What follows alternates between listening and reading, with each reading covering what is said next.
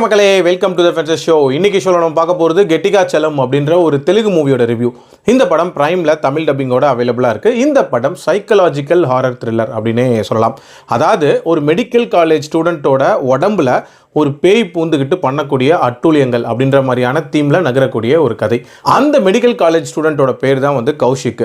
இவனோட அப்பா அம்மா பயங்கர கண்ட்ரோலிங் நேச்சர் அப்படின்னே சொல்லலாம். இவன் என்ன பண்ணணும் அப்படின்றத அவங்க தான் டிசைட் பண்ணுவாங்க. சாப்பிட்றதுலேருந்து படிக்கிறது முதற்கொண்டு எல்லாமே அவங்களோட சாய்ஸாக தான் இருந்திருக்கு. அண்டு காலேஜ்லையுமே பார்த்தீங்க அப்படின்னா இவன் ஒரு பயங்கர இன்ட்ரோவர்ட்டாக இருக்கிறனால எல்லாருமே கலாச்சி தள்ளுவாங்க அப்படின்னே சொல்லலாம். ஒரு லோன்லியான லைஃப் வாழ்ந்துட்டு இருக்கான். அண்ட் இவனுக்கு ஒரு பொண்ணு மேலே ஆசை அப்படின்றதுமே இருக்குது. இப்படிப்பட்ட சூழ்நிலையில் இவனுக்குள்ள ஒரு வாய்ஸ் கேட்க ஆரம்பிக்குது. அந்த வாய்ஸ் சில இன்ஸ்ட்ரக்ஷன்ஸ் கொடுக்குது. அதுபடி இவன் பண்ண ஆரம்பிக்கிறான். கொஞ்சம் கொஞ்சமாக அந்த வாய்ஸ்க்கு ஒரு உருவம் அப்படின்றதும் தெரியுது. அந்த பேர் தான் வந்து கெட்டிகா சலம். ஸோ அந்த கெட்டிகா சலம் இவனுக்குள்ளே வந்ததுக்கு அப்புறம் மட்டும் இவன் என்னவா மாறுறான், என்னென்ன விஷயங்கள் பண்ணுறான், யார் இந்த கெட்டிகா சலம், டுவர்ட்ஸ் தி எண்ட் இவனுக்கு என்ன ஆகுதுன்ற மாதிரி நிறைய விஷயங்களை சொல்லக்கூடிய ஒரு படம் தான் இந்த படம். எனக்கு இந்த படத்தில் பிடிச்ச விஷயமே அந்த கௌஷிக்கோட டிரான்ஸ்ஃபர்மேஷன் அப்படின்னே சொல்லலாம். ஸ்டார்டிங்கில் பயங்கர இன்ட்ரோவர்ட்டாக ஒரு மாதிரி பயந்த சுபாவமாக இருக்கக்கூடிய அவன் அந்த கெட்டிகா சலமாக மாறினதுக்கு அப்புறமாட்டு அவனோட ஆட்டிடியூட்லேருந்து ஸ்வாக்லேருந்து எல்லாமே பயங்கர டிஃப்ரெண்ட்டாக இருக்கிற மாதிரி காட்டுவாங்க. ஸோ அந்த டிரான்ஸ்ஃபர்மேஷனை நல்லா கொண்டு வந்திருப்பாங்க.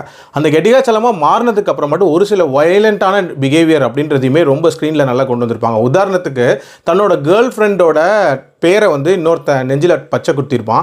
ஸோ அதுக்கு இவன் என்ன பண்ணுவான் அப்படின்ற அந்த காட்சியாக இருக்கட்டும், அண்ட் ஒரு சில வைல்டான பிஹேவியராக இருக்கட்டும் நல்லாவே இருந்துச்சு. அதே மாதிரி இதில் ஒரு ஃப்ளாஷ்பேக் கதை ஒன்று சொல்லியிருப்பாங்க.